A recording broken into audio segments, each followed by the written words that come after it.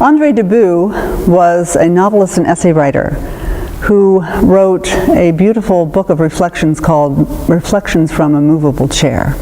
In 1986, he was in a car accident and he lost one of his legs and the use of his other leg. And in this book, he writes an essay called A Song of Pity and reflects on something that happened years before his own accident. He said, "I was on my way to class at Iowa State University in the writer's workshop, and I came upon an acquaintance who was trying to push himself up a hill in his wheelchair, and I pushed him up the hill. But reflecting on that now, from where I am in my chair, I realized that I lacked empathy. I lacked compassion. I never thought about what it must have taken him to get up, to shower, to use the toilet, to make his breakfast, and to wheel himself out into the cold wind of an Iowa winter."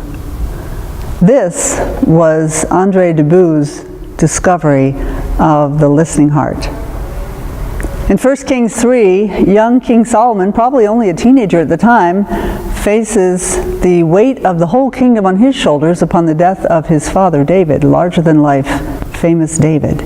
And so Solomon goes up on a mountain and he falls asleep. And in a dream, God comes to him and says, "What would you like me to give for you? What would you like me to do for you?" And Solomon asks for a listening heart or a discerning mind. The listening heart is the total person, attuned to what God is trying to say to us in everyday life, especially through the needs of other people.